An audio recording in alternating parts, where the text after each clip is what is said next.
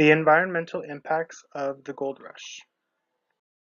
So pretty much the gold rush began on January 24th, 1848 by James W. Marshall, who discovered it in Coloma, California. It was the northeast of the American River, which is present-day Sacramento.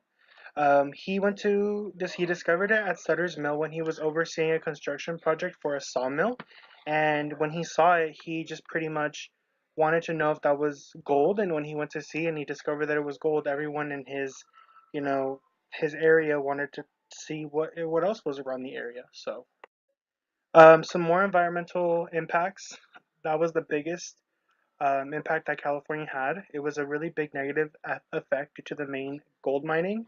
They used a process called hydraulic mining, and it was during the 1850s, and this caused a lot of destruction in California, as far as like agriculture and the environment, and it was just really polluted. So, for example, rivers were clogged, some forests ravaged to produce timber. The soil was really polluted with a lot of chemicals from the mining, and it just made everything just uninhabitable, if to an extent. A lot of things that really messed up the environment was just the mining, and everyone was just too busy to even think about what was going on. Um, some more generic impacts California had on this gold rush was that a lot of agricultural businesses were closed because there was a lot of vacancies. There was just not many people there to work it. Everyone was too busy mining, finding more gold. The inflation rate grew, and it was just a rapid growth of inflation due to these businesses closing. Other businesses were established as well. But however, they did prosper even though there was mining going on, just because they weren't really focused on agriculture. I guess it was just a different type of business that they were able to keep maintaining. Another thing was that California's population rate grew rapidly. When the gold rush began in 1848, there was only 15,000 non-Native Americans that were settling there. And then as soon as everyone heard word about it, in a few short years, in 1852, it grew to 223,000 non-Native Americans that settled west. So you can see the big impact California had. It just wasn't used to that type of, you know, hard labor, I guess you would say. The Christian Perspectives Bible verse that I put is Psalm 95, verse 5.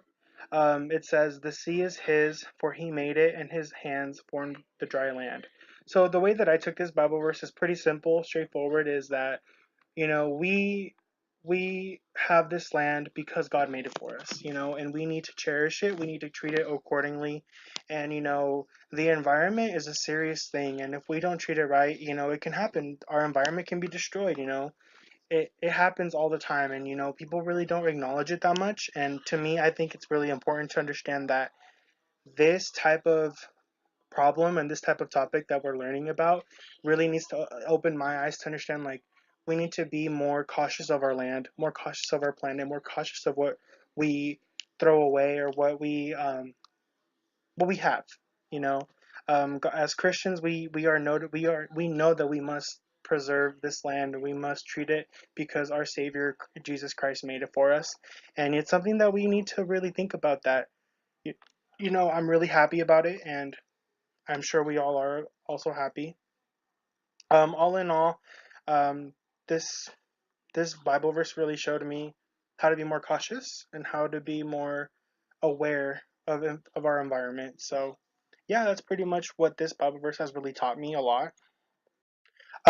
That's pretty much it. Thank you guys all for watching. I hope you guys enjoyed. I hope you guys didn't get bored of it.